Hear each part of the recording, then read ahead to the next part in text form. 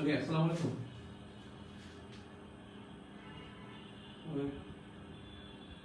যৌক্তিকতার অভাব নাই লাইভে।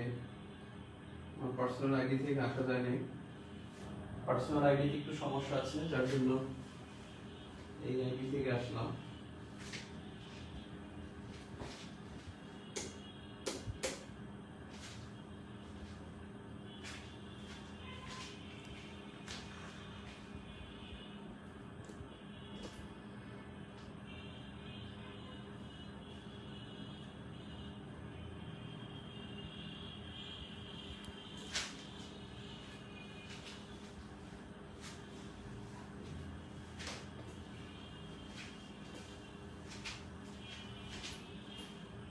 লাইট একটুখানি ডান পাশে।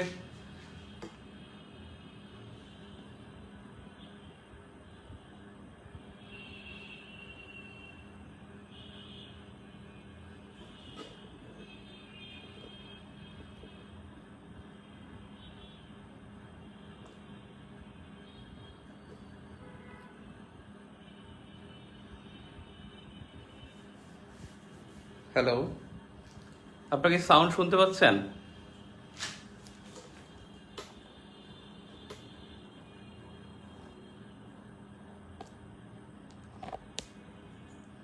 সাউন্ড কি ক্লিয়ার ভাই?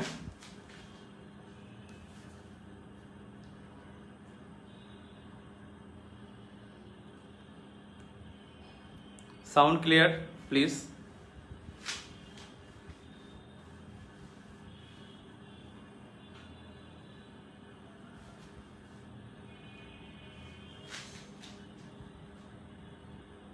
সাউন্ড কি ক্লিয়ার একটু বলবেন?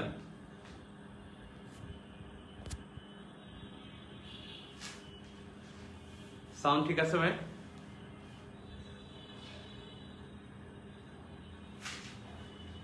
সাউন্ড কম।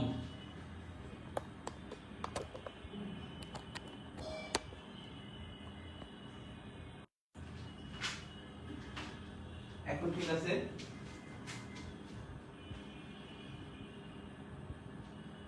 আমি ক্লাসে, এখন না। আমি ক্লাসে। আমি ক্লাসে।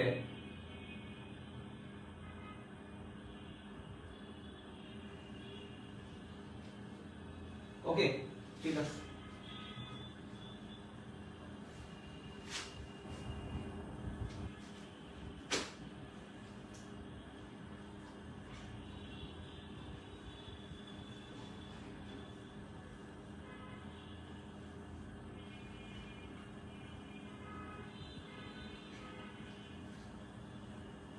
ওকে, দেখেন আমাদের কনফিউশন, কোশ্চেনগুলোতে অনেকগুলো কনফিউশন আছে। আমি কনফিউশন যতটা পারি আমি খুব দ্রুত দেখাবো।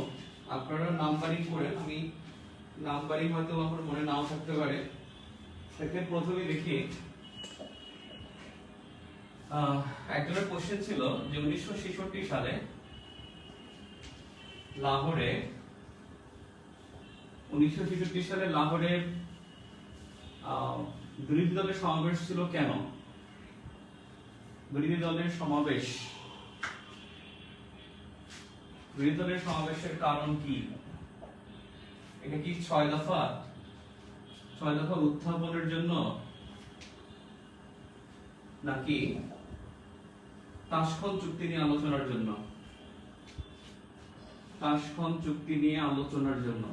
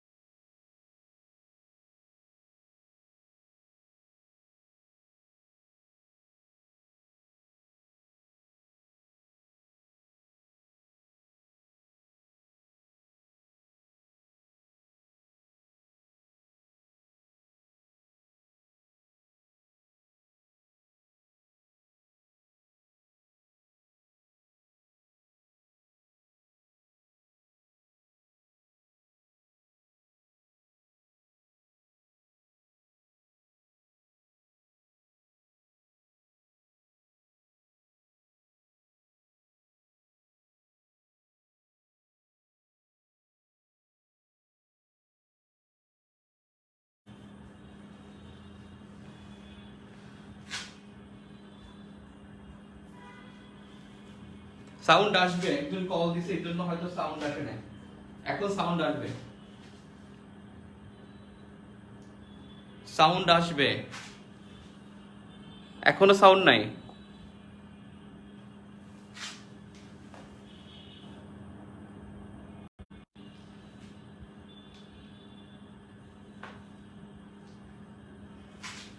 সাউন্ড নাই,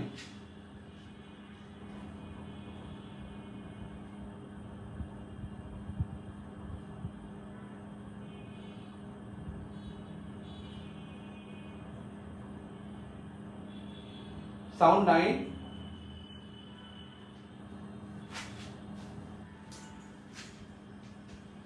সাউন্ড ঠিক আছে তো এখন?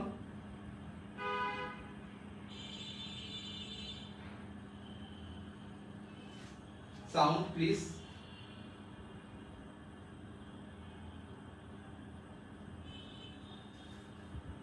আমি সাউন্ড শুনতেছি তো আমার এখানে।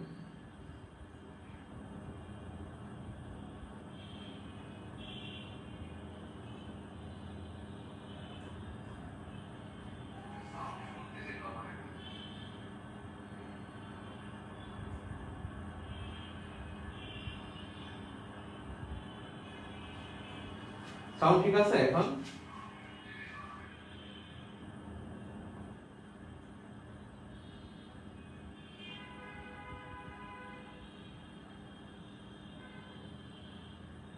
সাউন্ড ওকে।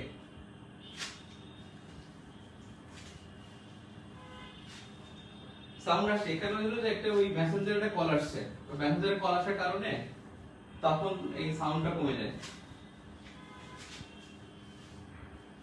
ভলিউম কম না।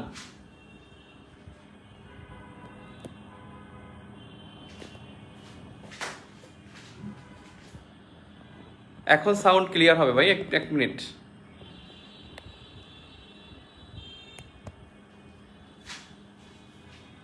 এখন কেমন সাউন্ড দেখেন তো প্লিজ, বলেন তো একটু সাউন্ড। এখন সাউন্ড ক্লিয়ার হবে ভাই, এক মিনিট।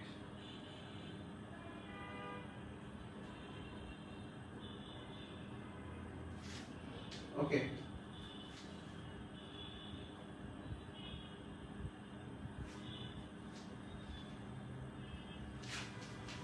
সো আমি যেটা বলছিলাম 3 নম্বর থেকে শুরু করি, এক আর দুইবার পরে আমি রিপিট করব না। 3 নম্বরটা দেখেন, মানবাধিকার কমিশনের সদর কোথায়? এটা কি নিউ ইয়র্ক নাকি জেনেভা? আপনাদের মধ্যে কনফিউশন থাকে। তো নিউ ইয়র্কও আসলে উত্তর হয়, জেনেভাও উত্তর হয়, কিন্তু দুইটার মধ্যে পার্থক্য আছে। যখন বলে মানবাধিকার কমিশন তখন সেটা হয় নিউ ইয়র্ক, যখন বলে যে মানবাধিকার পরিষদ তখন সেটা হয় জেনেভা। মানবাধিকার কমিশন মানে হলো ওএসসিএসআর, অর্থাৎ office of the high commissioner, high commissioner for human rights, high commissioner for human rights. যখন মানবাধিকার কমিশনের কথা বলবে, যখন মানবাধিকার কমিশনের কথা বলবে তখন সেটা হবে, ওকে ভাই আমি 1 মিনিট পরে আসতেছি, এটা এই আমি ফোন চেঞ্জ করে আসতেছি 1 মিনিট পর। ওকে। এই আইফোনের গুল্লি মারি, আইফোন একটা ফাজিল জিনিস। কেউ বলে সাউন্ড কম, কেউ বলে ওকে, কিচ্ছু বুঝতেছি না, আপনারা তো আমাকে দুষ্টুমি করতেছেন। এখন কি ঠিক আছে?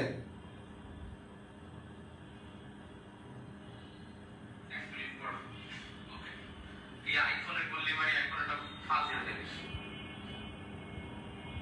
কেউ বলে সাউন্ড কম, কেউ বলে ওকে, সাউন্ড কি ঠিক আছে? স্যার সাউন্ড আছে, ওকে। না এখানেই হবে, দেখেন। তার মানে high commissioner for human right যখন বলবে তখন সেটা হবে 1993 সালে নিউ ইয়র্কে। আর যখন মানবাধিকার পরিষদ বলবে, অর্থাৎ UN high commission human rights council, UNHRC, UN human rights, human rights council, কাউন্সিলটা বড় হয়।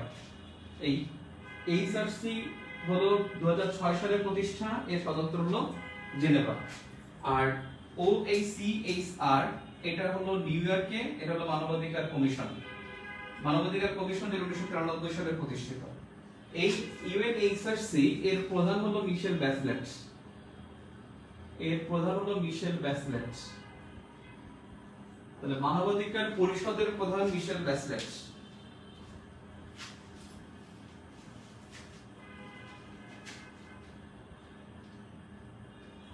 হ্যালো,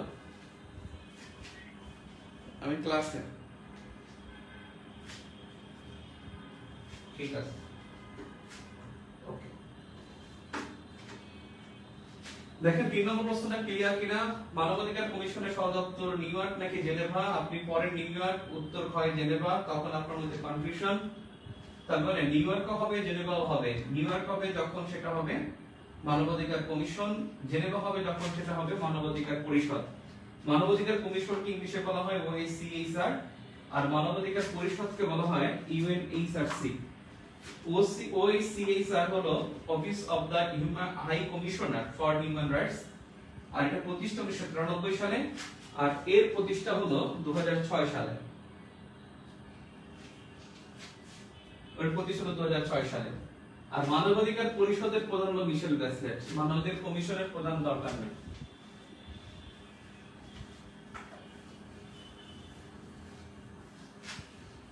তিন নম্বর প্রশ্ন কি ক্লিয়ার? 3 নম্বর প্রশ্ন, 3 নম্বর প্রশ্নটা কি clear?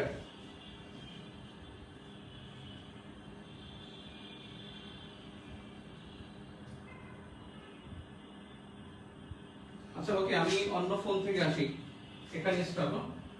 Will back by 5 minutes. Will back by 5 minutes. ওকে।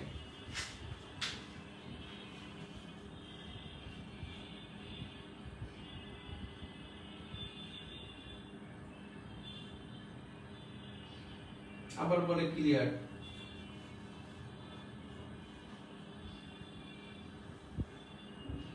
আপনাদের মোবাইলের সাউন্ড ই করেন, মোবাইলের সাউন্ড বাড়ান, অনেকেই শুনতে পাচ্ছে। যাদের প্রবলেম তারা আপনাদের মোবাইলের সাউন্ড বাড়ান। আমার কাছে ফোন আছে, এটাও তো সাউন্ড হয়।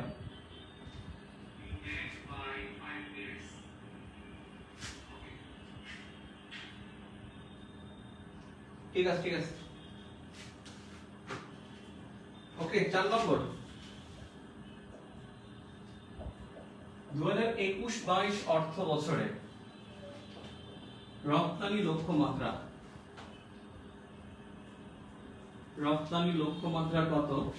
এবং সেই লক্ষ্যমাত্রা 41 billion dollar, sorry 48 billion dollar, নাকি 41 বিলিয়ন ডলার, নাকি 51 বিলিয়ন ডলার? আপনাদের মধ্যে কনফিউশন তৈরি হয়েছে। 21-22 অর্থ বছরে এটার লক্ষ্যমাত্রা 48 বিলিয়ন ডলার। 41 বিলিয়ন হলো পোশাক রপ্তানি লক্ষ্যমাত্রা, পোশাক রপ্তানি লক্ষ্যমাত্রা। কিন্তু দুঃখের বিষয়, এই পোশাক রপ্তানি লক্ষ্যমাত্রা 2014 সালে তারা ঠিক করছিল। একটা কথা বলছিল, 14 সালে একটা অ্যাপারেল সামিট হয়েছিল। পোশাক শিল্পকে অ্যাপারেল বলে। এই অ্যাপারেল সামিট 14 সালে অ্যাপারেল সামিটে তাদের একটা লক্ষ্য ছিল যে 50 বিলিয়ন at 50 years, অর্থাৎ বাংলাদেশের 50 বছর উদযাপন হবে যখন, তখন তাদের পোশাক রপ্তানি হয় 50 বিলিয়ন ডলার বা 5000 কোটি ডলার। কারণ 100 কোটিতে 1 বিলিয়ন, আর 50 বিলিয়ন হলো 5000 কোটি ডলার। এবং এই টার্গেটটা ছিল 2021 সালে, কিন্তু কোভিডের কারণে সেই লক্ষ্যমাত্রা পরিবর্তন হয়ে গেছে। তার মানে অর্থ বছরের রপ্তানি লক্ষ্যমাত্রা 41 বিলিয়ন ডলার। 41 billion dollar. তাহলে 4 নম্বর, 21-22 অর্থ বছরের রপ্তানি লক্ষ্যমাত্রা 48 বিলিয়ন ডলার, আর 41 বিলিয়ন ডলার সেটা বলতে হবে পোশাক রপ্তানি লক্ষ্যমাত্রা। 2014 সালে অ্যাপারেল সামিট বা পোশাক শিল্প সম্মেলন, সেই সম্মেলনে 50 মানে বসে 50 বিলিয়ন এট 50 ইয়ার্স, এটা তাদের টার্গেট ছিল। 21 সালের মধ্যে তারা 50 বিলিয়ন ডলার আয় করবে, কিন্তু সেই টার্গেট তারা এই কোভিডের কারণে এই টার্গেট তারা রাখতে পারেনি। ওকে।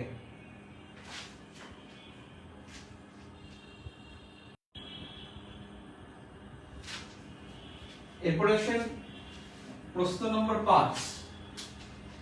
5 নম্বর প্রশ্ন 5 নম্বর প্রশ্ন হলো আরব লীগের প্রতিষ্ঠাকালীন সদস্য কয়টা? আরব লীগের প্রতিষ্ঠাকালীন সদস্য 6টি নাকি 7টি? আসলে 7টি হবে না, 6টি হবে। 6টি হবে। এখানে 6টি প্রতিষ্ঠাকালীন সদস্য। মনে রাখবেন ইএমএন পরে যোগ দেয়, ইএমএন পরে যোগ দেয়, প্রতিষ্ঠাকালীন নয়, প্রতিষ্ঠাকালীন নয়। ইএমএন পরে যোগদান করে কিন্তু প্রতিষ্ঠাকালীন নয়।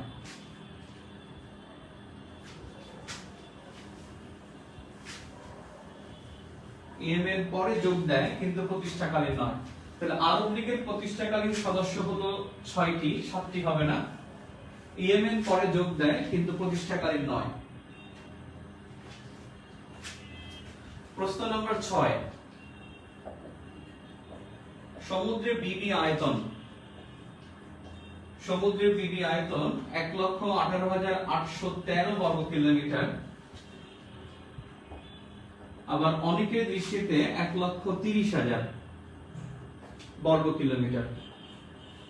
তাদের হিসাবটা হলো কি? তাদের হিসাবটা হলো ভারত থেকে বাংলাদেশ পাইছে 19,467 বর্গ কিলোমিটার। এটা পাইছে ভারত থেকে, অর্থাৎ বাংলাদেশ ভারত থেকে যে মামলা হয়েছে সেখান থেকে পাইছে এটা। আর মিয়ানমার থেকে পেয়েছে 1,11,631 বর্গ কিলোমিটার। তাদের ধারণা হচ্ছে 1,11,000 19,000 যোগ করলে 1,30,000 হয়। আসলে এটা যোগ করা যাবে না, কারণ হলো মাঝখানে এই রকমের তো বাংলাদেশ এটা, তো এখান থেকে এই পর্যন্ত মিয়ানমারের কাছ থেকে পেয়েছে আর ভারত থেকে এই পর্যন্ত পেয়েছে। তার মানে মাঝখানে যে অংশটা আছে সেটা কিন্তু মাইনাস হয়ে যাবে, দুইটার মধ্যেই পড়ে গেছে মাঝখানেটা। সেক্ষেত্রে 1,18,813 বর্গ কিলোমিটার হবে। কিন্তু এটা ঠিক আছে, ভারত থেকে 19,467 বর্গ কিলোমিটার পেয়েছে, মিয়ানমার থেকে 1,11,631 বর্গ কিলোমিটার পেয়েছে। কিন্তু দুইটাকে যোগ করা যাবে না, কারণ এটা কমন এরিয়াটা দুই দেশের পক্ষ থেকে পেয়েছে। একটা ইন্ডিয়া মিয়ানমার দুই দেশের পক্ষ থেকে পেয়েছে। তাহলে 1,18,813 বর্গ কিলোমিটার। প্রশ্ন নম্বর 7, প্রশ্ন নম্বর 7 প্রশ্ন হলো আপিল বিভাগের বিচারক 5 জন নাকি 11 জন? আপিল বিভাগের বিচারক 5 জন নাকি 11 জন? দেখেন সংবিধানের 94 নং অনুচ্ছেদে আছে যে সুপ্রিম কোর্ট হবে এবং রাষ্ট্রপতি যতজন বিচারক চাইবেন ততজনকে নিয়ে হবে। এ পর্যন্ত একবারই সর্বোচ্চ 11 জন নিয়োগ দেওয়া হয়েছিল, সর্বোচ্চ 11 জন ছিল, কিন্তু বর্তমানে আছে 5 জন। বর্তমানে 5 জন বিচারক আছে। সর্বোচ্চ নিয়োগ দেওয়া হয়েছিল যদি রাষ্ট্রপতি মনে করে যে 1100 জন বিচারক লাগবে তাহলে 1100 জন হবে। যদি বলে 1 লাখ বিচারক লাগবে আপিল বিভাগে তাহলে 1 লাখ বিচারক হবে। অর্থাৎ রাষ্ট্রপতির ইচ্ছার উপর নির্ভর করবে বিচারক আপিল বিভাগে কয়জন হবে। আপনি জানেন বাংলাদেশের যে সুপ্রিম কোর্টের দুইটা ভাগ, সুপ্রিম কোর্ট বা কোর্ট, একটা হলো হাইকোর্ট বিভাগ আর একটা হলো অ্যাপিলেট ডিভিশন। এই অ্যাপিলেট ডিভিশনের বিচারক হলো 5 জন আর হাইকোর্ট বিভাগের বিচারক প্রায় 100 জন থাকে, 88 থেকে 100 108। কিন্তু এইটা হলো মানে পরীক্ষা আসে না হাইকোর্ট বিভাগে কয়জন বিচারক আছে। সাধারণত অ্যাপিলেট ডিভিশনের যে বিচারক সেটাই আসে, অ্যাপিলেট ডিভিশনের বিচারকটা আসে, কিন্তু হাইকোর্ট বিভাগের বিচারকটা আসে না পরীক্ষায়। তাহলে 7 নম্বর গেল। এ পর্যন্ত 11 জনই সর্বোচ্চ ছিল, সেটাও খুব সম্ভবত ছিল 2007-8 সালের দিকে, কিন্তু এখন সেটা না, এখন হলো 5 জনে এসে ঠেকছে। 8 নম্বর প্রশ্ন, আপনাদের কনফিউশনের মধ্যে একটা প্রশ্ন ছিল যে মধ্যপ্রাচ্যের কোন দেশ, মধ্যপ্রাচ্যের কোন দেশ প্রথম বাংলাদেশকে স্বীকৃতি প্রদান করে? বাংলাদেশকে স্বীকৃতি প্রদান করে কোন দেশ প্রথম? আপনাদের কাছে অপশন আছে ইসরায়েল আর আছে ইরাক। এখানে কিন্তু বলা হয়নি যে স্বীকৃতি গ্রহণ করছে কি করে নাই সেটা বলা হয়নি। যদি প্রশ্নের মধ্যে ইসরায়েল অপশনে থাকে আপনি মনে রাখবেন যে ইসরায়েল উত্তর হবে। এবং ইসরায়েল এমন একটা দেশ বাংলাদেশ স্বাধীন হওয়ার আগেই অর্থাৎ মানে বিজয় লাভ করার আগে 28 এপ্রিল বাংলাদেশকে প্রথম স্বীকৃতি দিয়েছিল 1971 সালের 28 এপ্রিল। এবং ইসরায়েল বাংলাদেশকে দুইবার স্বীকৃতি দেয় এবং বাংলাদেশ দুইবারই স্বীকৃতি পত্র প্রত্যাখ্যান করে, কিন্তু স্বীকৃতি দিয়েছিল ইসরায়েল। তাহলে মধ্যপ্রাচ্যের প্রথম দেশ বললে উত্তর করবেন ইসরায়েল যদি অপশনে থাকে। আর ইরাক প্রথম আরব দেশ হিসেবে বাংলাদেশকে স্বীকৃতি দেয়, প্রথম আরব দেশ যে আরবিতে কথা বলে। তবে ইসরায়েল ছাড়া মধ্যপ্রাচ্যের মধ্যে দ্বিতীয় মধ্যপ্রাচ্যের দেশ হলো ইরাক। তার মানে ইসরায়েলকে যদি উত্তর করতে না পারেন, অপশনে না থাকে, অপশনে থাকলে মনে রাখবেন যে তারা জেনে শুনে এই কোশ্চেনটা করেছে, তখন আপনি ইসরায়েল দাগাবেন। আর যখন আরব দেশ বলবে তখন আপনি ইরাক দাগাবেন। আর দ্বিতীয় আরব বললে আপনি ইরাক দাগাতে পারবেন।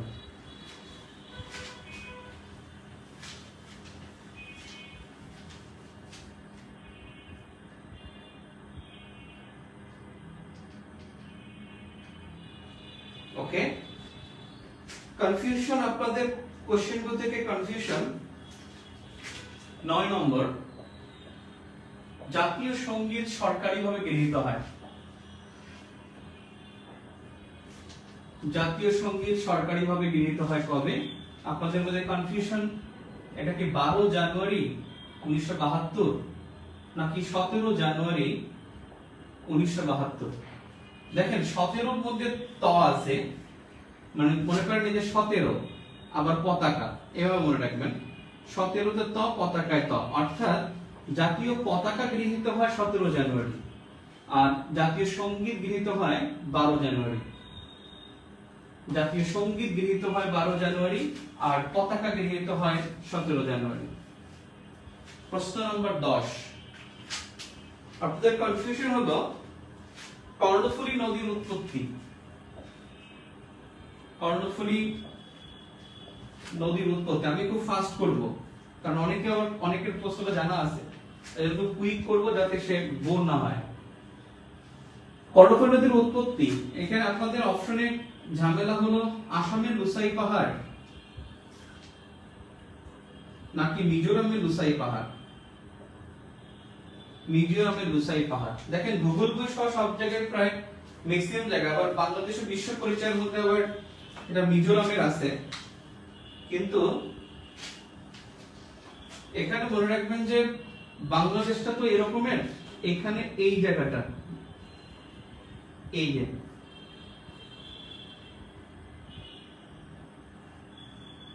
তো এখানে হলো, এখানে ধরেন এই এখানে এখানে খাগড়াছড়ি, এখানে রাঙামাটি, এখান দিয়ে প্রবেশ করেছে কর্ণফুলী।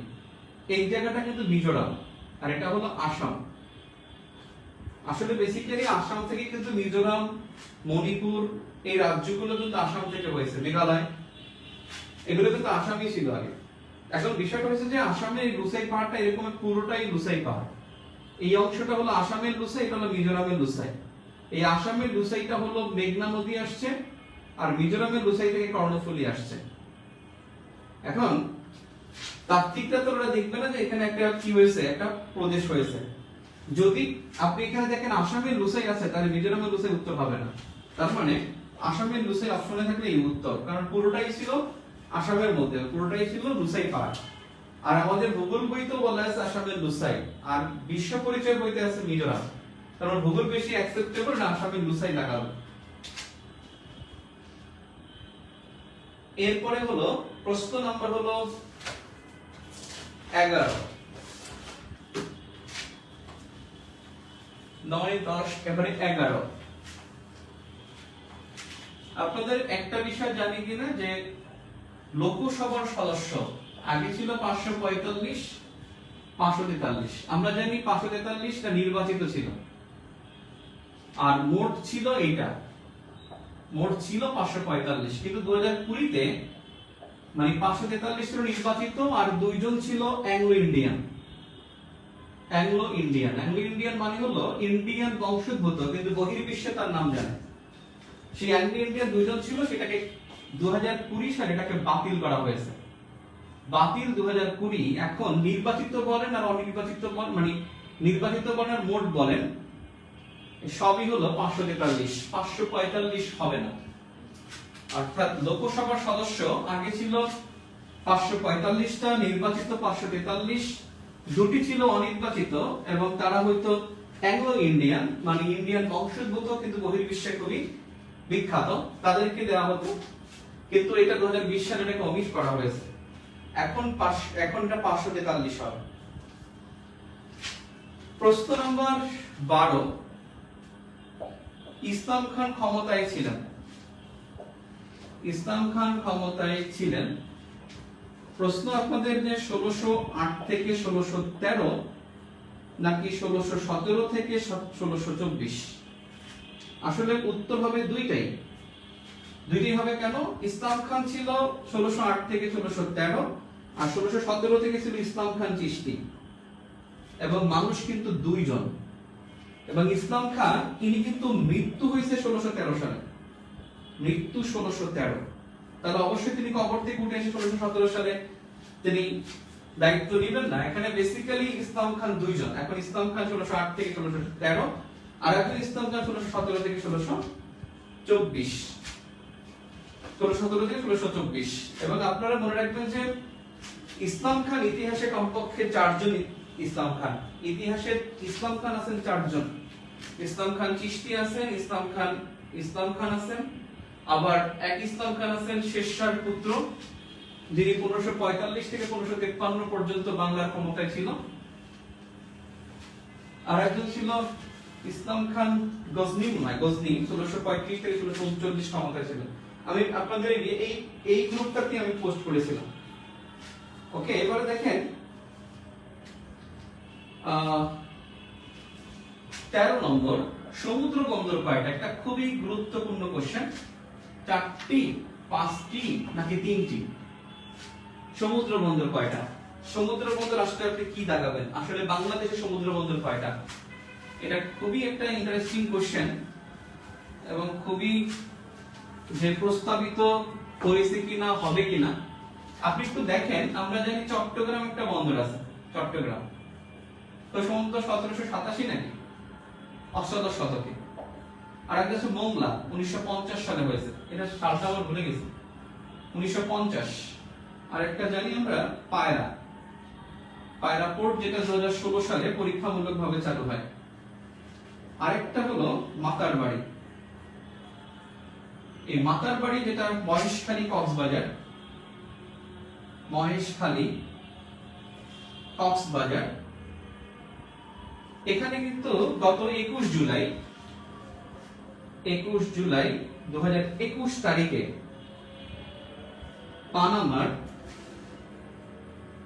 পানামার পতাকাবাহী হরাইজন 1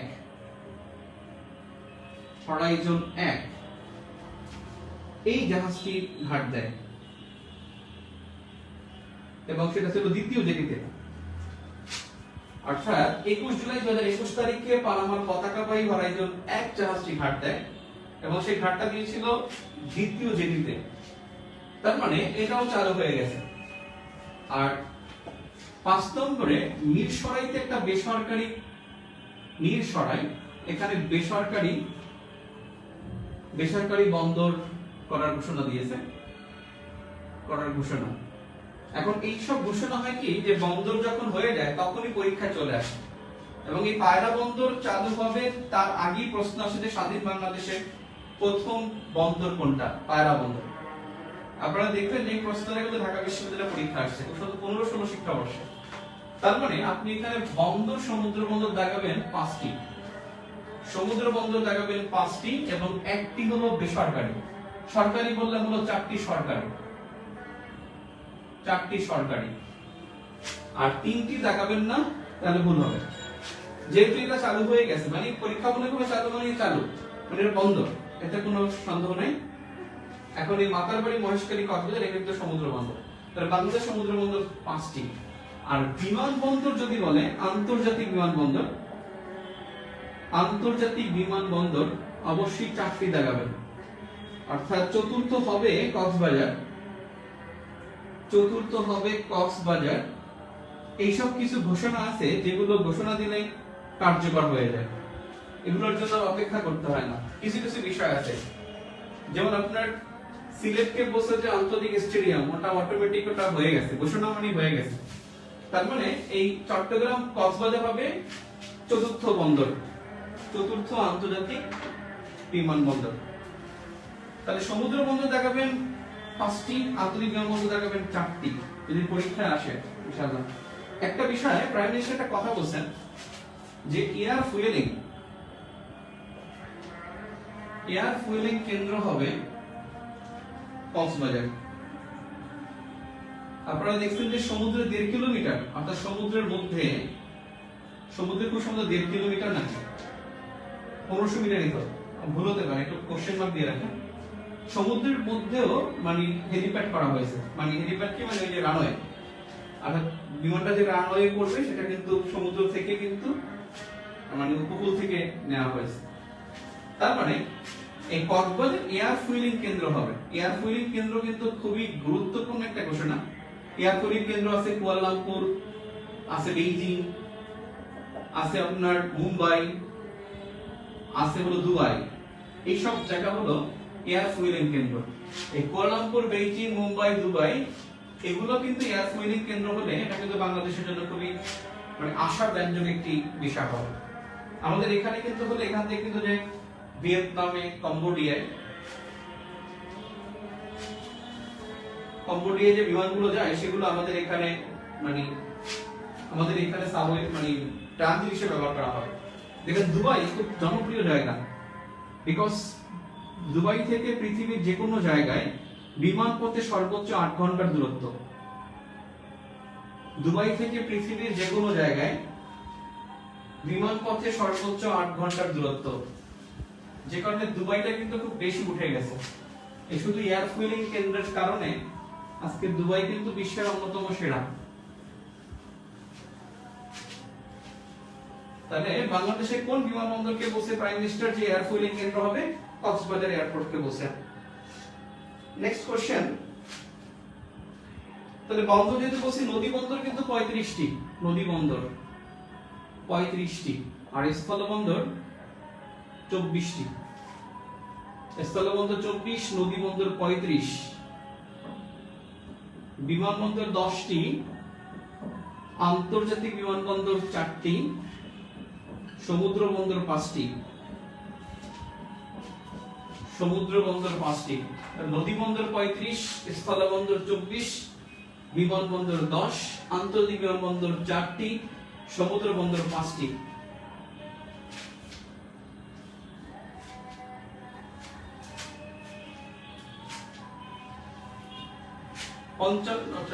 কত নম্বর যেন? 12 মনে হয় না? 12, বৈদেশিক মুদ্রার সর্বোচ্চ আয়।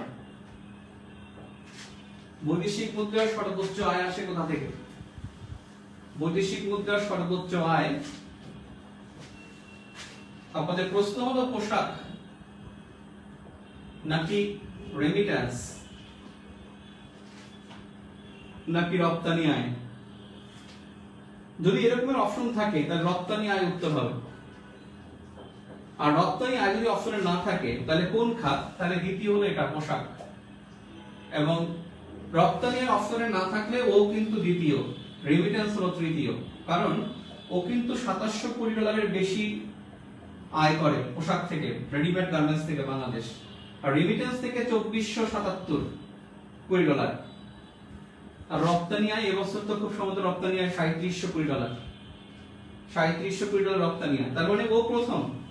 ও যদি অপশনে না থাকে রপ্তানি আয় তাহলে কিন্তু পোশাক, পোশাক না থাকলে কিন্তু রেমিট্যান্স।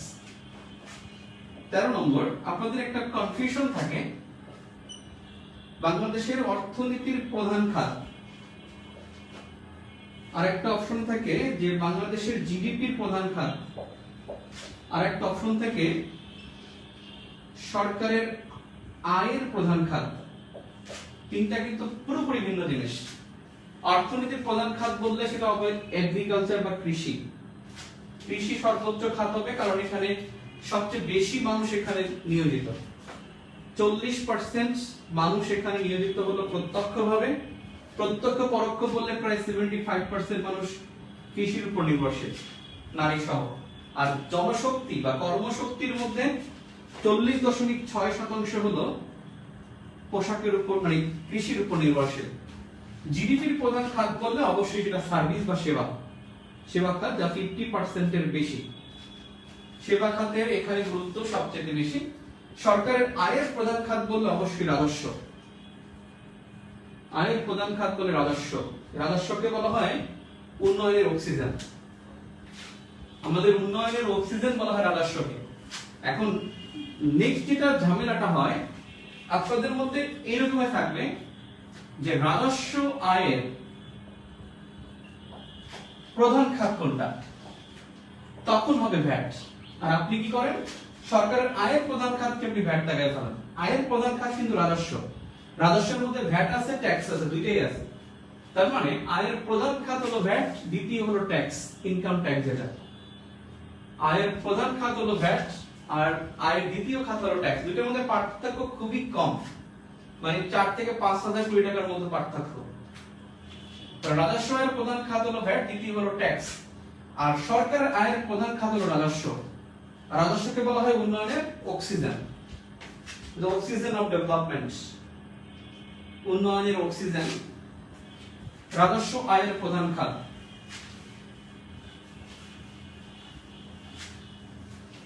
আমরা 12 নম্বরে ছিলাম, এরপরে হলো 13 নম্বর। আপনাদের একটা কথা আছে যে মতামত প্রকাশের স্বাধীনতা। মতামত প্রকাশের স্বাধীনতা কোন ধরনের অধিকার? কোন ধরনের অধিকার? মতামত প্রকাশের স্বাধীনতা যখন অধিকার বলবে সেটা অবশ্যই সামাজিক অধিকার। সামাজিক অধিকার। কিন্তু প্রশ্ন যখন অধিকার ছাড়া হবে, অধিকার ছাড়া সব ক্ষেত্রে রাজনৈতিক। অধিকার ছাড়া সব ক্ষেত্রে রাজনৈতিক। যেমন রাজনৈতিক সাম্য, যে মতামত প্রকাশের স্বাধীনতা কোন ধরনের সাম্য, তখন হবে কি রাজনৈতিক সাম্য। মতামত প্রকাশের স্বাধীনতা কোন ধরনের স্বাধীনতা? রাজনৈতিক স্বাধীনতা। মতামত প্রকাশের স্বাধীনতা কোন ধরনের ঐক্য? রাজনৈতিক ঐক্য। মানে যা বলবে, অর্থাৎ অধিকারের ক্ষেত্রে সামাজিক আর বাকি সব ক্ষেত্রে রাজনৈতিক।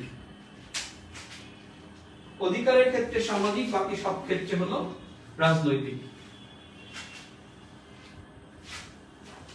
পরের প্রশ্ন 14 নম্বর।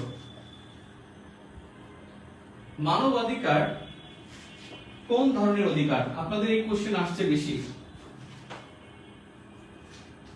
দেখেন, মানবাধিকার এটা সামাজিক না রাজনৈতিক না। কিছু কিছু বিষয় আছে কল্পনা প্রসূতভাবে কয়েকটা গাইড আছে বা কয়েকটা মাসিক পত্রিকা আছে যেগুলো আপনারা খুব বেশি বিশ্বাস করেন এবং ওটা নিয়ে আমাদের সাথে ঝগড়া করেন। দেখেন, human rights is natural rights. আপনি যদি হিউম্যান রাইটস সম্পর্কে একটুখানি সার্চ দিয়ে দেখেন, is natural rights. Natural rights মানে প্রাকৃতিক অধিকার। প্রাকৃতিক অধিকার মানে হলো জন্মগত অধিকার। আপনার জন্মের সাথে সাথে এই অধিকার শুরু হবে। Human rights is natural rights, এটা প্রাকৃতিক অধিকার অথবা হলো জন্মগত অধিকার। জন্মের পরপরই এই অধিকার শুরু হয়। আপনাদের একটা কনফিউশন যে মৌলিক অধিকার, মৌলিক অধিকারের অনুচ্ছেদ কতটি? অনুচ্ছেদ কতটি? আপনাদের মধ্যে এটা নিয়ে কনফিউশন 17টি, 18টি না 22টি। আমি জানি বেসিক গুলো হাতে পাওয়ার পর এটা নিয়ে আবার কোশ্চেন করবেন। এখনই দেখে নেন। দেখেন, মৌলিক অধিকারের কথা বলা আছে, মৌলিক অধিকারের কথা বলা আছে 3য় অধ্যায়ে, সংবিধানের 3য় অধ্যায়। আমাদের সংবিধানের ৩য় অধ্যায়ে মৌলিক অধিকার সম্পর্কে বলা আছে। এই ৩য় অধ্যায়ে অনুচ্ছেদ আছে 22টি। ৩য় অধ্যায়ে অনুচ্ছেদ আছে 22টি, 26 থেকে 44। 26 থেকে 44 এর মধ্যে 22টি অনুচ্ছেদ। 26 থেকে 44, 26 থেকে 44 না না, হ্যাঁ 26 থেকে 44 তো 26 না 47, আমি দুঃখিত, 26 থেকে 47, 26 থেকে 47। এখানে 22টি অধ্যায়, 22টি অনুচ্ছেদ আছে। এর মধ্যে সবগুলো কিন্তু আবার অধিকার না, অধিকার কিন্তু 18টি। অধিকার কিন্তু 18টি। এখন কোন জায়গায় আছে অধিকার পূরণ না করলে শাস্তি দেওয়া হবে, ওটা তো অধিকার না। তাহলে মৌলিক অধিকারের আছে 18টি। মৌলিক অধিকার অধ্যায় অনুচ্ছেদ 22টি, কিন্তু মৌলিক অধিকারে 18টি অধিকার 17টি অনুচ্ছেদে আছে। 17টি অনুচ্ছেদে 18টি অধিকার, অর্থাৎ 28 নং অনুচ্ছেদে 2টি অধিকার। 28 নং অনুচ্ছেদে 2টি অধিকার। ব্যাপারটা আই থিংক ক্লিয়ার। মৌলিক অধিকার সম্পর্কে সংবিধানের 3য় অধ্যায় আছে, 3য় অধ্যায়ে অনুচ্ছেদ আছে 22টি, কিন্তু সবগুলো অধিকার না। এর মধ্যে অধিকার সংক্রান্ত অনুচ্ছেদ হলো 17টি, এর মধ্যে অধিকার আছে 18টি। এর মধ্যে 28 নং অনুচ্ছেদে অধিকার আছে 2টি। I think clear.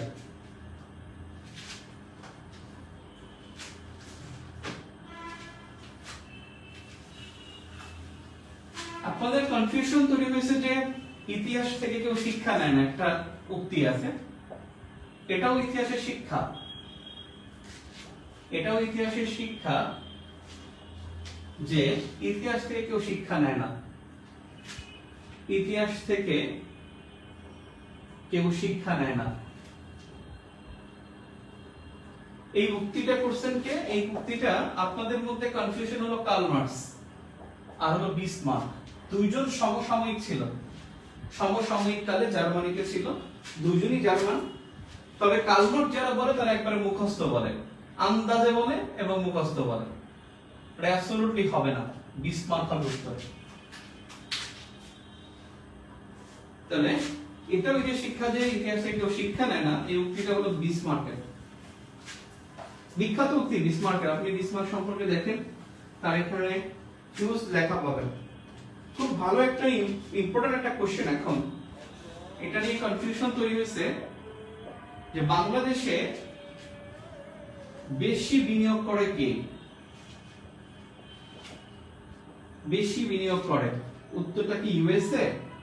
আর এক জায়গায় দেখছেন নেদারল্যান্ডস, আর এক জায়গায় দেখছেন চায়না। হ্যাঁ, চায়না সিন্স 2019, 2019 বললে সেটা চায়না হবে, ইউএসএ হবে 2020 বললে। কিন্তু নেট বিনিয়োগ, net investment, NET, net investment অর্থাৎ বিনিয়োগ করে তার লভ্যাংশটা নিয়ে যায়, বাকিটা রেখে যায়, সেই রেখে যাওয়াটা হলো নেদারল্যান্ডস শীর্ষে। নেট ইনভেস্টমেন্টের শীর্ষে হলো নেদারল্যান্ডস, আর শুধু বিনিয়োগ করলে ইউএসএ হবে উত্তর। এবং এই রিপোর্ট কিন্তু আনক্টাডের, ইউএসসি টিআরই, এটা আনক্টাডের আর এটা বাংলাদেশ ব্যাংকের। বাংলাদেশ ব্যাংকে এসে বলে ইউএসএ, আর নেট ইনভেস্টমেন্ট এটা হলো নেদারল্যান্ডস। এটা একটা কনফিউশন, খুবই কনফিউজিং একটা প্রশ্ন। এটা মারামারি কাটাকাটি লেগে যায় এই প্রশ্ন নিয়ে।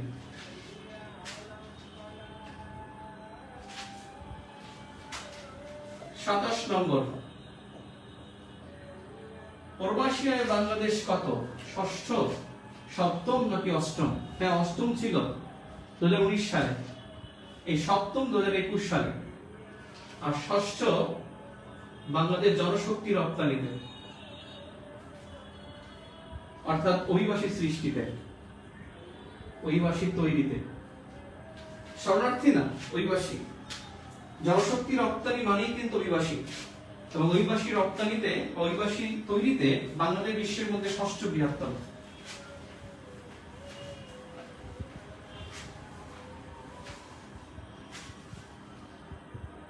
ক্লিয়ার? আপনাদের প্রতি একটা অনুরোধ, আমরা কিন্তু খুব কষ্ট করি ভাই, মানে তো আপনারা গ্রুপে যেভাবে মানে ইনস্টল করে কথা বলেন এবং সাপোর্ট করেন, এগুলো খুব দুঃখজনক। কোনো ব্যাখ্যা না শুনে আমার কি সময় আছে বলেন আমি আপনাদের প্রত্যেকটা ব্যাখ্যা দিয়ে আপনাদেরকে বোঝাবো যে এটা ঠিক হয় নাই? আপনারা খুব নোংরা ভাবে কথা বলেন, খুব লজ্জা লাগে। ইউর এডুকেটেড, আপনি কিছু তো শিখেন, আজকে কিছু শিখেন নাই? যারা কয়েক মিনিট দেখছেন, আই থিংক আপনি জীবনে প্রথম শিখছেন, আজকে কিছু ঘটনা শিখছেন, অন্ততপক্ষে মানবাধিকারও শিখছেন। সো শিখে আমার আরো কষ্ট লাগে, আপনি ইনবক্সে 3-4 বছর ধরে আমাকে নক করে আপনি ইনফরমেশন নিয়ে আপনি যখন গালি দেন, খুব লজ্জা লাগে। আপনার সাথে আমার কোনো সম্পর্ক নেই, একটা সম্পর্ক হয়েছে ইনবক্সে, আমি আপনাকে চিনি না, আপনি আমার কাছে চা খান না, আমি চা খাই না, আমি আপনার চা খাই না, বাট ইনবক্সে আপনি ভাইয়া বলছেন, আমি বলছি হ্যাঁ থ্যাংক ইউ, এটা কিন্তু একটা রিলেশন হয়ে গেছে। তো সেখানে আপনি যখন এরপরে যখন আপনি আপনার মুখ থেকে একটা গালি শব্দটা আসে, তখন কিন্তু খুব খারাপ লাগে। একটু চিন্তা করবেন, মানে আপনারা যখন যা আসে মুখে তখন তা বলে ফেলেন, ঠিক আছে? মানে ধান্দাবাজ, ব্যবসায়ী, হাবিজাবি কত কথা যে বলেন আপনারা, খুব খারাপ লাগে।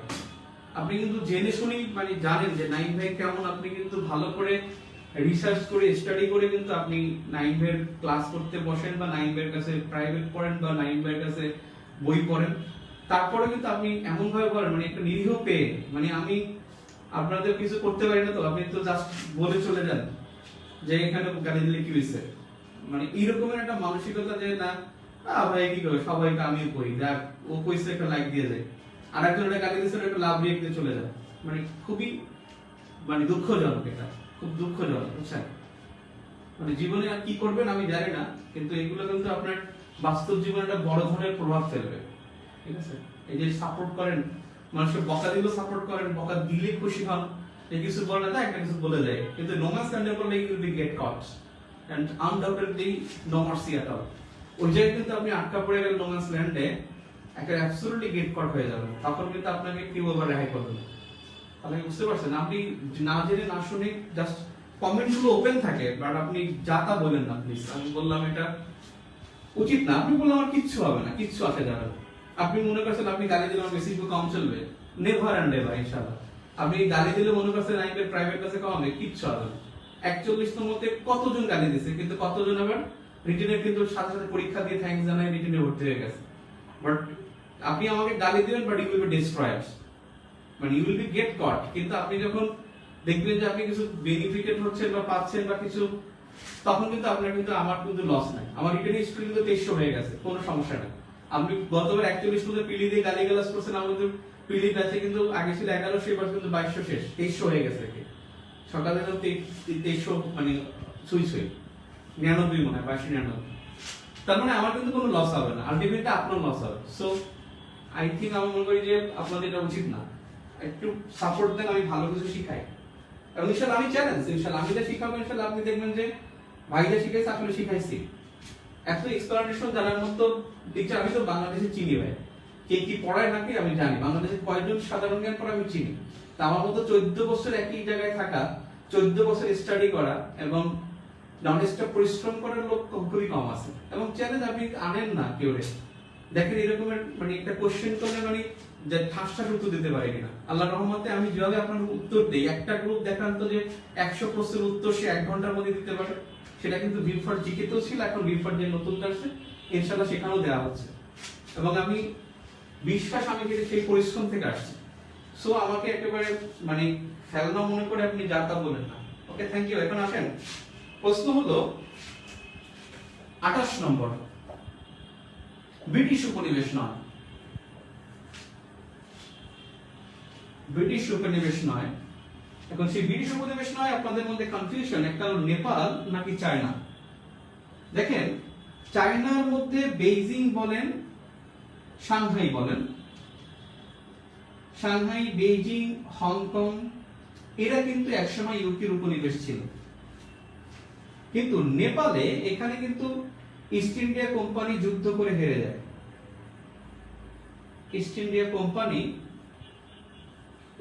কোম্পানি যুদ্ধ করে হেরে যায়।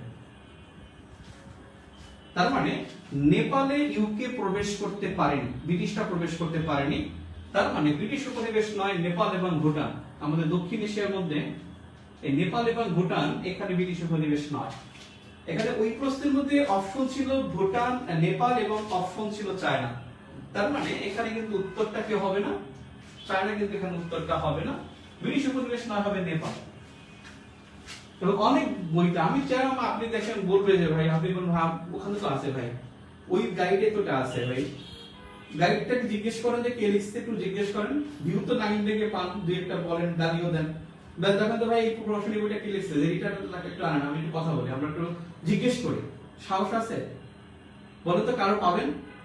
এবং তাকে জিজ্ঞেস করে দেখেন যে আপনি চায়নার কথা বলছেন যে সাংহাইতে একসময় চীনের অধীনে ছিল, কেন 12টা বন্ধ নিয়ে গেছিল না সেই নানকিং চুক্তির মাধ্যমে ব্রিটিশরা, এটা কিন্তু কলোনিয়াল পিরিয়ডে 19 শতকে। আর এখানে কিন্তু নেপালে কিন্তু কখনোই এরা ঢুকতে পারেনি, এবং ইস্ট ইন্ডিয়া কোম্পানি একটা যুদ্ধ করছে, সেটা 1668 খুব সম্ভবত, সেখানে এরা হেরে গেছে। 29 নম্বর প্রশ্ন, প্রশ্ন নম্বর 29, প্রশ্ন আছে, এটা খুব কমন একটা কোশ্চেন, বীরাঙ্গনা কতজন? বীরাঙ্গনা আসলে 416 হবে নাকি 438 হবে? 438 জন হবে, এটা খালি বাড়তেছে। বীরাঙ্গনা এখন 438 জন।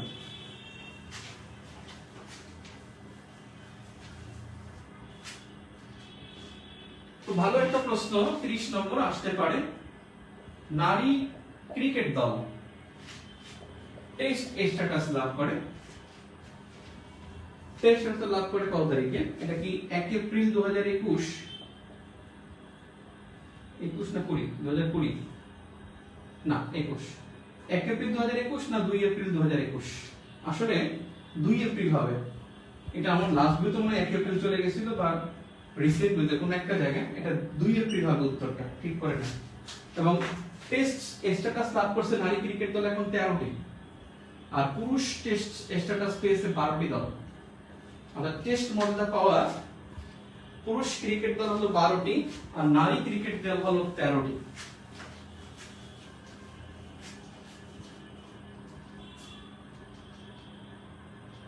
এবার আসেন আবাদযোগ্য জমি 31 নম্বর, আবাদযোগ্য জমি কতটুকু? এটা কি 2 কোটি 11 লাখ একর নাকি 2 কোটি 21 লাখ একর? এখন দেখেন আপনার 85.77 লাখ হেক্টর, এটা হলো জমি। হেক্টরকে যখন একরে নেবেন এইটা আসবে উত্তর, এটা হবে না। অর্থাৎ 2 কোটি 21 লাখ হবে না, 11 লাখ একর হবে। 85.77 লাখ হেক্টর, এটা কিন্তু 2 কোটি 11 লাখ একর।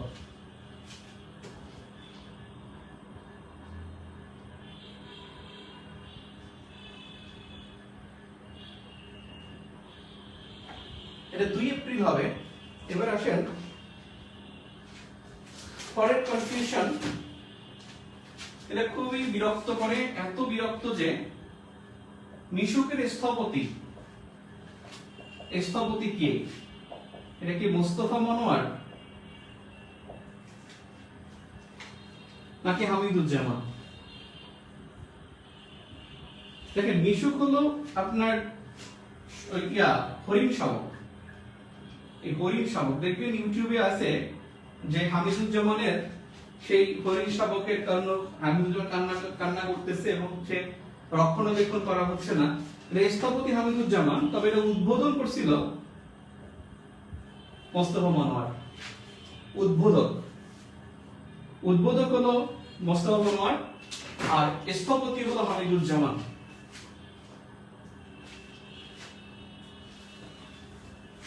এবারে কোশ্চেনটা আরো কনফিউজিং, যে অনেক বইতে এটা দেখাচ্ছি, সেটা হলো 32 নম্বর নাকি 32 নম্বর ধরেন, জাতীয় প্রতীকের তারকাগুলো দিয়ে কি বোঝানো হয়? জাতীয় প্রতীক বা জাতীয় লোগো, এই লোগোর 4টি তারকা দিয়ে কি বোঝানো হয়? 4টি তারকা দিয়ে কি বোঝানো হয়? খুবই ইন্টারেস্টিং যে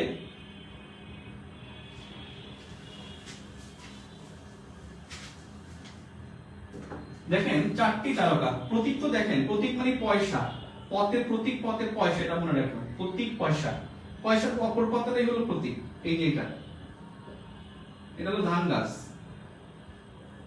দুই পাশে 2টা ধান গাছ, দুটি দুটি চারটি তারকা, মাঝখানে তিনটা পাট পাতা, পাট জুট পাতা কি জুট, পান না পাট, ছয়টা ঢেউ,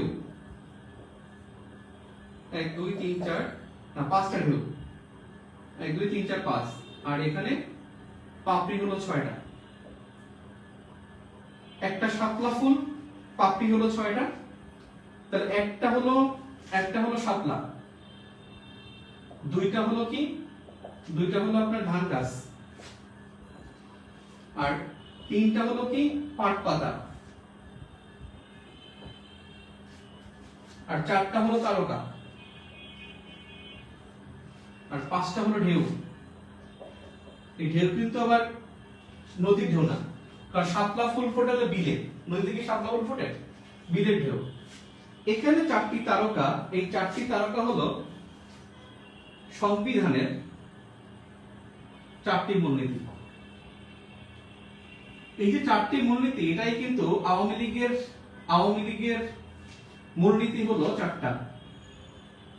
এই আওয়ামী লীগের চারটি মূলনীতি দেখবেন, আওয়ামী লীগের পতাকায় তারকা কিন্তু চারটা, এরকমের আওয়ামী লীগের পতাকায় তারকা চারটা, গণতন্ত্র, সমাজতন্ত্র, ধর্মনিরপেক্ষতা ও জাতীয়তাবাদ।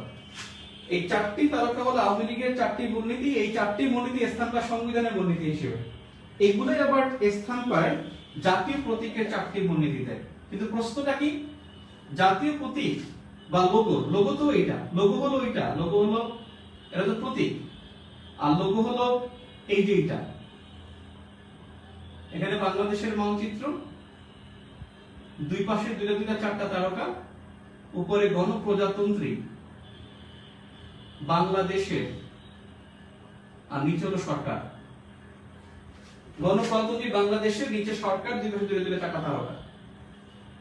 এই লোগোর চারটি তারকাও সংবিধানের চারটি মূলনীতিকে বোঝায়। কিন্তু যদি প্রশ্নটা এরকমের, জাতীয় প্রতীক দ্বারা কি বোঝায়,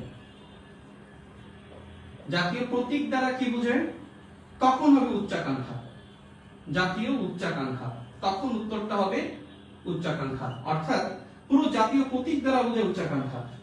এখন অনেকে বলে যে চারটি তারকা দিয়ে উচ্চাকাঙ্ক্ষা বোঝায়। আরে ভাই, চারটি তারকা দিয়ে উচ্চাকাঙ্ক্ষা বোঝায়, তার চারটা কেন? উচ্চাকাঙ্ক্ষা দিয়ে চারটে হয়, উচ্চাকাঙ্ক্ষা একটা দুটো হইতে পারে না। এটা হলো মানে না বুঝে এই ব্যাখ্যাগুলো দিয়ে থাকে, এবং অনেকগুলো বই ব্যাখ্যা দেয়, সেই জন্য আমাদের সাথে ঝগড়া করে।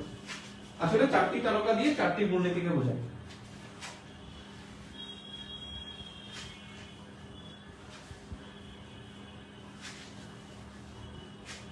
এবার আসেন, হ্যাঁ, একটা প্রশ্ন 33 নম্বর বা 34, বাংলাদেশ বাহিনী কবে গঠিত হয়? বাংলাদেশ বাহিনী কবে গঠিত হয়? কিন্তু প্রশ্নটা হলো যে বাংলাদেশ বাহিনী মানে বাংলাদেশ ফোর্স লেখাই আছে এখানে, বাংলাদেশ বাহিনী কবে গঠিত হয়, কিন্তু কোশ্চেনটা ছিল এবছর যে 41তমতে আসছিল যে 8 নং থিয়েটার রোডে কবে প্রতিষ্ঠিত হয়। দেখেন, বাংলাদেশ বাহিনী যেটা 4 এপ্রিল মুক্তি বাহিনী যে গঠিত হয়, সেটাই কিন্তু বাংলাদেশ বাহিনী। 4 এপ্রিল গঠিত হয় এটা। আর 12 এপ্রিল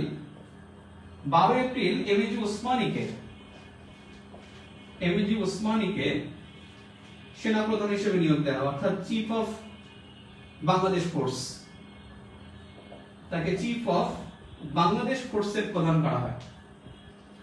এবং বাংলা পিডিএফে এই কথাটা আছে যে 8 নম্বর থিয়েটার রোডে এই বাংলাদেশ বাহিনী চালু হয়,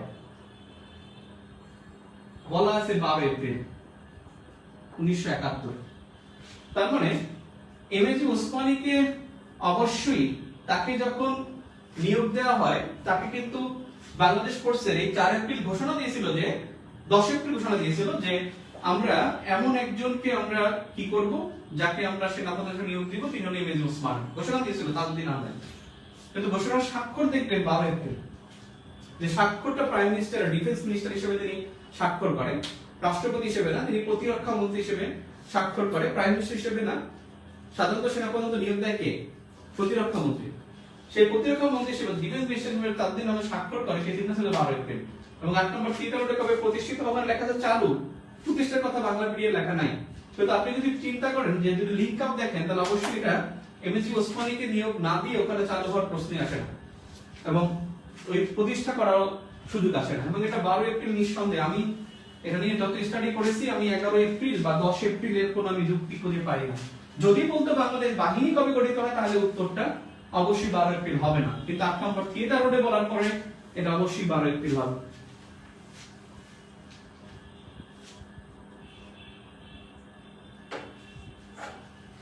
এরপরে আসি, আপনারা কমতেছেন না,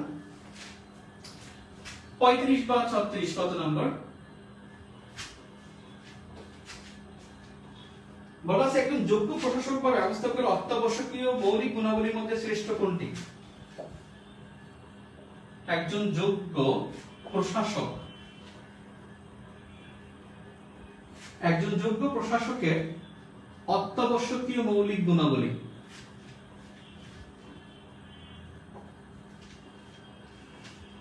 মৌলিক গুণাবলীর মধ্যে শ্রেষ্ঠ গুণ কোনটি?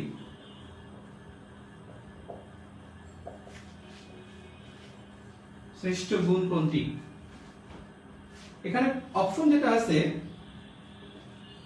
দায়িত্বশীলতা, আরেকটা আছে নৈতিকতা।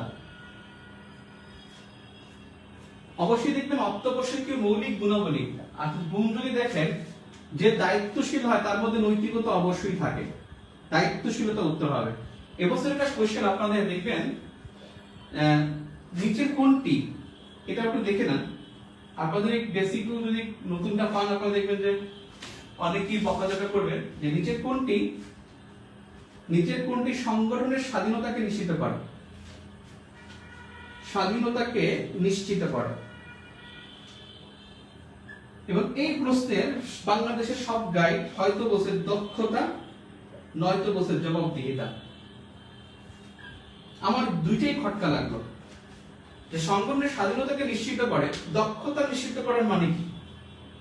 সংগঠনের স্বাধীনতাকে নিশ্চিত করার আগে অর্থাৎ একটা দক্ষতা এবং জবাবদিহিতা যখন থাকবে তখন কিন্তু স্বাধীনতার ফলটা পাওয়া যাবে। স্বাধীনতা নিশ্চিত করার জন্য আগে একটা কিছু আছে, এবং আমি বললাম যে এই দুইটার মধ্যে একটা হবে না। আমার যারা টিম আছে ভিউয়ের ওরা বললো যে ভাই কেন, ওরা 4-5 জন বললো যে ভাই কেন, এটা কিভাবে হইতে পারে?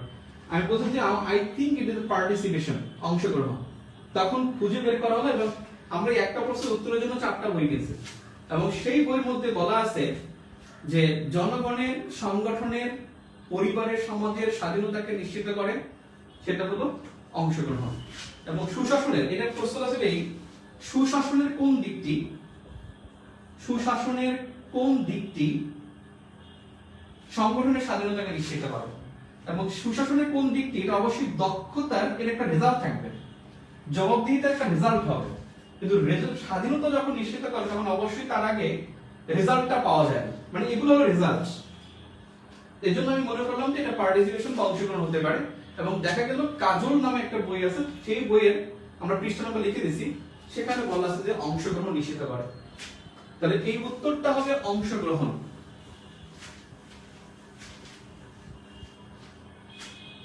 অংশগ্রহণ উত্তর হবে।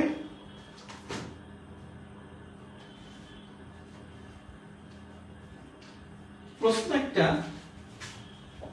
ধরেন 37 নম্বর, তার মনে নেই, আরব বিশ্বের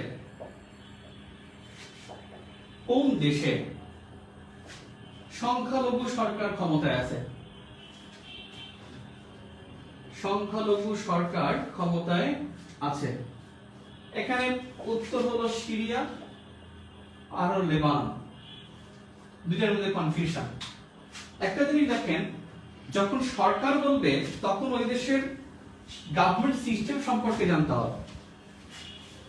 যেমন দেখেন লেবাননের প্রেসিডেন্ট তিনি হয় একজন খ্রিস্টান, একবার সাংবিধানিকভাবে খ্রিস্টান হয়।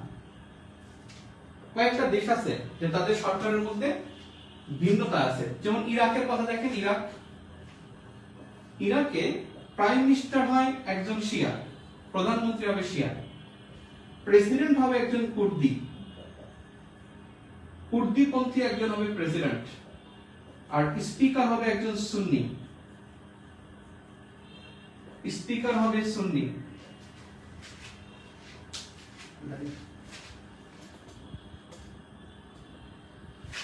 ইরাকের প্রধানমন্ত্রী হবে একজন শিয়া, প্রেসিডেন্ট হবে একজন কুর্দি এবং স্পিকার হবে একজন সুন্নি।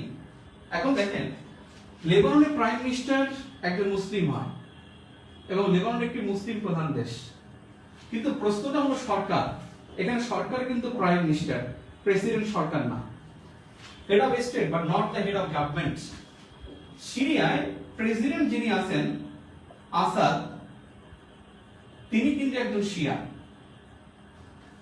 এবং তিনি কিন্তু সরকার, প্রেসিডেন্ট হলো তিনি কিন্তু গভর্নমেন্ট, এখানে আসাদি গভর্নমেন্ট। এখানে 34% হলো সুন্নি মুসলমান আর 33% হলো শিয়া মুসলমান। এবং এই প্রশ্নটা যখন আসছিল সম্ভবত 2013 সালে আসছিল, তার মানে কোন দেশে সংখ্যালঘু সরকার ক্ষমতায়, সেটা অবশ্যই সিরিয়া হবে, লেবানন হবে না। কারণ লেবাননের প্রেসিডেন্ট সবসময় একজন খ্রিস্টীয় হলেও তিনি কিন্তু সরকারের না, তিনি কিন্তু একজন head of state, not the head of government.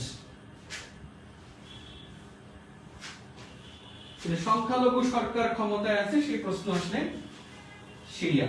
এখানে 34% হলো সুন্নি, 33% হলো শিয়া, অর্থাৎ সুন্নিদের সংখ্যা এখানে একটু বেশি, কিন্তু ক্ষমতায় যারা আছে তারা হলো শিয়া। আপনাদের একটা প্রশ্ন হয় যে সোনারগাঁও কোন আমলে রাজধানী ছিল?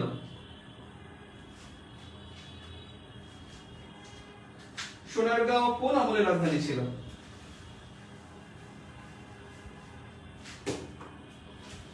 দেখেন সোনারগাঁও এটার গোড়াপত্তন হয়েছে তুর্কি আমলে, কিন্তু সোনারগাঁও যখন রাজধানী হয়, প্রথম রাজধানী 1338 থেকে 1352 পর্যন্ত ছিল এবং সেই রাজধানী ছিল ফখরুদ্দিন মোবারক শাহের সময় এবং তার পুত্রের সময়। ফখরুদ্দিন মোবারক শাহ, এই ফখরুদ্দিন মোবারক শাহ তিনি কে ছিলেন? তিনি প্রথম রাজধানী স্থাপন করেছেন। তিনি ছিল সুলতানি আমলের একাংশের সুলতান, একটু খেয়াল করবেন, একাংশের সুলতান, অর্থাৎ সুলতানি আমলে, এই সুলতানি আমলে বাংলা দুই ভাগে বিভক্ত ছিল, একটা ছিল পূর্বাংশ আর একটা ছিল পশ্চিমাংশ। এই পশ্চিমাংশে এখানে ক্ষমতা ছিল ইলিয়াস শাহ, ইলিয়াস শাহ, এবং তিনি ক্ষমতা আসছে 1342 সালে। আর পূর্বাংশে ক্ষমতা আসছে ফখরুদ্দিন মোবারক শাহ, ফখরুদ্দিন মোবারক শাহ, এবং সে ফখরুদ্দিন মোবারক শাহ ছিল 1342 থেকে 1358, আর ইনি ছিল 1338 থেকে, মানে তার পুত্র মিলে উনি ছিল 49 আর পুত্র ছিল 2 বছর, 1352 ধরে, মানে দুইজন মিলে। এই ইলিয়াস শাহ রাজধানী ছিল পান্ডুয়া, যেটা এখন গৌড়। ইলিয়াস শাহের রাজধানী ছিল পান্ডুয়া আর ফখরুদ্দিন মোবারক শাহের রাজধানী ছিল সোনারগাঁ। ফখরুদ্দিন মোবারক শাহের রাজধানী ছিল সোনারগাঁও আর ইলিয়াস শাহের রাজধানী ছিল পান্ডুয়া। কিন্তু এই দুই বাংলাকে একত্র করছে সুলতানি আমলের, সেটা শামসুদ্দিন ইলিয়াস শাহ, এবং তিনি 1352 সালে এই ওদের মানে ফখরুদ্দিন পুত্রটাকে বলে গেছি নামটা, মিরান শাহ নাকি সামথিং, তাকে পরাজিত করে সমগ্র সুলতানি আমলের দুই অংশকে দখল করেছিল ইলিয়াস শাহ, এবং তিনি দুই বাংলার নাম দিয়েছিল বাংলা একত্র করে। এই বাংলার নামকরণ করছে 1352 সালে, এবং দুই বাংলার নাম করছে একত্র করে বাংলা, এবং এই জন্য বলা হয় শাহী বাংলা, মানে ওনাকে বলা হয় শাহী বাংলা বলা হয় ইলিয়াস শাহকে। অর্থাৎ প্রথম রাজধানী বলে এটা সুলতানি আমলের একাংশের, কিন্তু যখন বলবে যে রাজধানী কোন আমলে ছিল, আসলে রাজধানী এটা বেশি সময় ছিল মুঘল আমলে। মুঘল আমলে 1576 থেকে 1608 পর্যন্ত, এই মুঘল আমলে এই সময়টা 12 ভূঁইয়াদের রাজধানী ছিল। এখন প্রশ্ন যদি বলে প্রথম রাজধানী কবে ছিল, প্রথম রাজধানী বললে সুলতানি, অর্থাৎ কোন আমলে? যদি বলা হয় প্রথম তাহলে সুলতানি, আর প্রথম শব্দটা যদি না থাকে, প্রথম না থাকলে বুঝবেন এটা অধিক সময়ব্যাপী বুঝিয়েছে, তখন সেটা মুঘল আমলে হতে হবে। ক্লিয়ার? কারণ এখানে সুলতানি আমল কিন্তু দুই ভাগে বিভক্ত, সুলতানি আমলে দুই ভাগে বিভক্ত। তার মানে সুলতানি আমলের রাজধানী কিন্তু সোনারগাঁও ছিল না, সুলতানি আমলে কিন্তু একাংশের রাজধানী ছিল। এই জন্য রাজধানী প্রথম কোনটা? সুলতানি আমলে এখানে একটা রাজধানী ছিল, কিন্তু সুলতানি আমলের রাজধানী এটা না। আর মুঘল আমলে 12 বেদের পুরো রাজধানীটা ছিল কোথায়? সোনারগাঁও। তার মানে ইলিয়াস শাহের রাজধানী ছিল পান্ডুয়া, আর ফখরুদ্দিন মোবারক শাহের রাজধানী ছিল কি? সোনারগাঁও।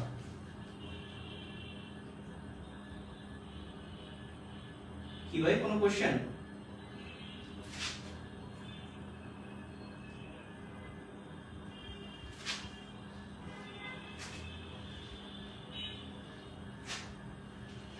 উম্মে সালমা, আপনি বলছেন জগা খিচুড়ি, কি বুঝাতে যাচ্ছেন? বুঝলাম না।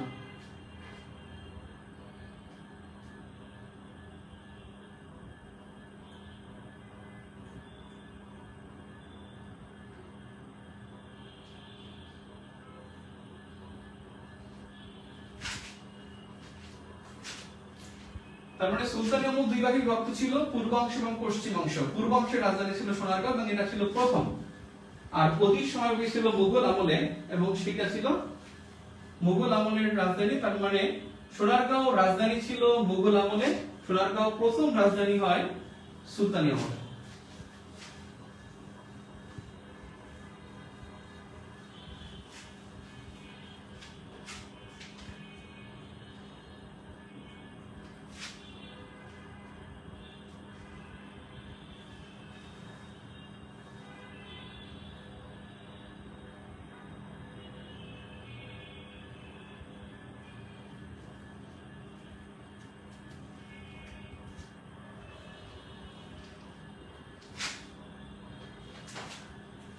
একটা প্রশ্ন ছিল যে কোন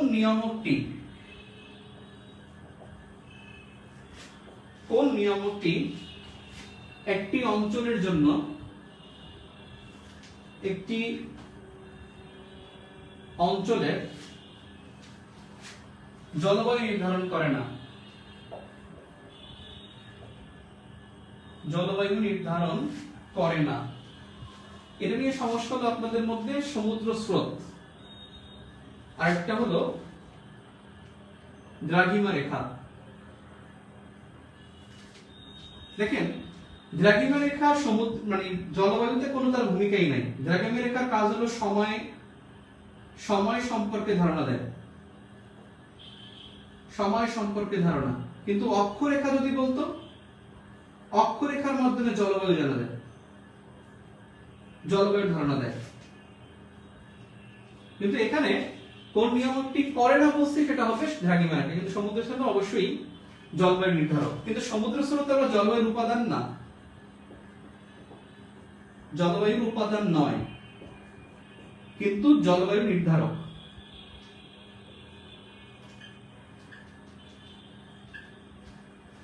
তাহলে জলবায়ু নির্ধারক হলো সমুদ্র স্রোত, দুঃখিত, সমুদ্র স্রোত জলবায়ু নির্ধারক, সমুদ্র স্রোত জলবায়ুর উপাদান নয়।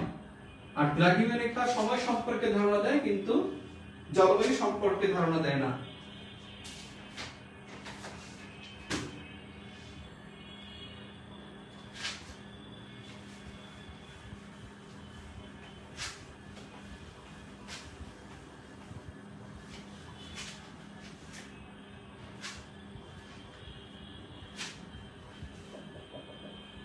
মন্ত্রিসভার সদস্য 48 জন, 49 জন, নাকি 50 জন? অর্থাৎ এটা এখন 49 জন। সর্বশেষ একজনকে নিয়োগ দেওয়া হয়েছে, শামসুল আলম। শামসুল আলম তিনি পরিকল্পনা প্রতিমন্ত্রী, পরিকল্পনা প্রতিমন্ত্রী, এবং তিনি টেকনোক্র্যাট মন্ত্রী, টেকনোক্র্যাট মন্ত্রী, অর্থাৎ তিনি এমপি নন। শামসুল আলম পরিকল্পনা প্রতিমন্ত্রী, তিনি একজন টেকনোক্র্যাট মন্ত্রী, আর তিনি এমপি নন। এই টেকনোক্র্যাট মন্ত্রী বর্তমানে ওনাকে নিয়ে 3 জন। বাংলাদেশে এখন টেকনোক্র্যাট মন্ত্রী হলো 3 জন, ওনাকে সহ মোট মন্ত্রী হলো, টেকনোক্র্যাট মন্ত্রী হলো 3 জন।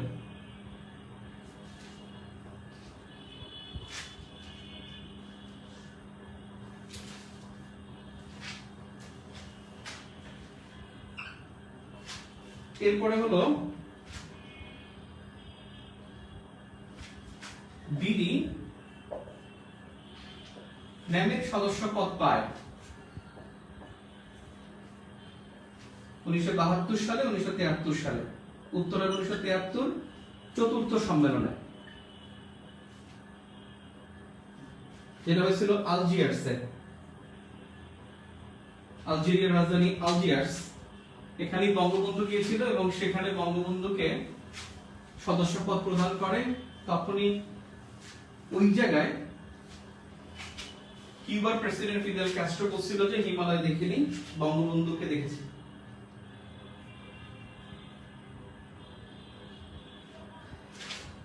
এরপরে একটা প্রশ্ন, প্রাচীন বাংলায় মৌর্য বংশের মৌর্য শাসনের প্রতিষ্ঠাতা অনেকের মধ্যে আছে যে চন্দ্রগুপ্ত মৌর্য নাকি সম্রাট অশোক। চন্দ্রগুপ্ত মৌর্য তিনি বাংলায় আসেন নাই, এবং মৌর্য বংশের মোট 9 জন শাসক ছিল, অর্থাৎ পুরো দক্ষিণ এশিয়া ব্যাপী, পাকিস্তান, আফগানিস্তান এটা সহ এই জায়গায় বাংলাদেশ, নেপাল, ভুটান, আর এই জায়গাটা ছিল। তার মধ্যে চন্দ্রগুপ্ত মৌর্য তিনি ভারতে আসছেন, নেপালে আসছেন, কিন্তু বাংলায় আসেন নাই। তার ছেলে বিন্দুসারও আসেন না, বিন্দুসার তিনিও আসেন না। এই চন্দ্রগুপ্ত মৌর্যের সময় কিন্তু মেগাস্তেনিস এই উপমহাদেশে আসছিল, এই মেগাস্তেনিস কিন্তু বাংলায় আসেন না। মেগাস্তেনিস কিন্তু তিনি ভারতে আসছেন, তিনি কিন্তু বাংলায় আগমনকারী প্রথম, মানে উপমহাদেশে আগমনকারী পরিব্রাজক ছিল। তার মানে তিনি আসছেন চন্দ্রগুপ্ত মৌর্যের সময়, তিনি কিন্তু অশোকের সময় আসেন না। এই অশোক তৃতীয় শাসক, এবং যিনি প্রথম বাংলায় আসেন এবং পুরো উপমহাদেশে তার অন্তর্ভুক্ত করেন। তার মানে বাংলা বললে সেটা অবশ্যই অশোক হবে, এবং তৃতীয় শাসক ছিলেন যিনি তৃতীয় শতকে আসছেন। বাংলায় আসছেন 269 খ্রিস্টাব্দে, তার মানে তৃতীয় শতকে আসছেন। 269 খ্রিস্টপূর্বে বাংলায় আসে, যেটা তৃতীয় শতক, তিনি তৃতীয় শাসক। কিন্তু তার যে বাবা এবং দাদা বিন্দুসার এবং চন্দ্রগুপ্ত মৌর্য, তারা কিন্তু বাংলায় আসেন নাই। এবং এই মৌর্যটা শাসন ছিল পুরো দক্ষিণ এশিয়া ব্যাপী, ছিল মৌর্য শাসনটা, এবং এটাই সবচেয়ে বড় শাসন ছিল। এই জন্যই মৌর্য শাসনকে বলা হয় লৌহ যুগ, আর গুপ্ত যুগকে বলা হয় স্বর্ণযুগ, বা গুপ্ত শাসনামলকে বলা হয় স্বর্ণযুগ। তাহলে বাংলার স্বর্ণযুগ হলো গুপ্ত যুগ, বাংলার লৌহ যুগ হলো মৌর্য যুগ।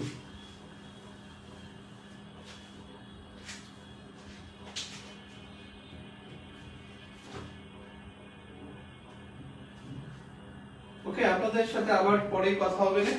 অনেকেই এখন দেখি চলে যাচ্ছেন। এখন কি শুধু লাস্ট ভিউ পড়বো? এই বইটা পড়লে কি হবে? লাস্ট ভিউ পড়েন, বেসিক পড়েন। ইউনিভার্সিটির অ্যাডমিশন টেস্ট যারা দিবেন তাদের কিন্তু আপনাদের রিসেন্ট কিন্তু আসবে 2 থেকে 3টা।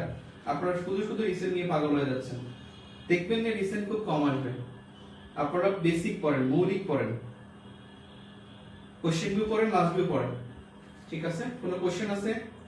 আর যারা বিশেষ পরীক্ষা দিবেন আপনারা ইনশাআল্লাহ আগামী পরশুদিন আপনারা বেসিক ভিউ পাবেন। গ্রুপে দেখবেন, আমি গ্রুপে পোস্ট দেব, তখন আপনারা কিনতে পারেন। 360 টাকা দাম। এবারের বইটা অবশ্যই অনেক দিক থেকে ইউনিক। ওকে, আল্লাহ হাফেজ।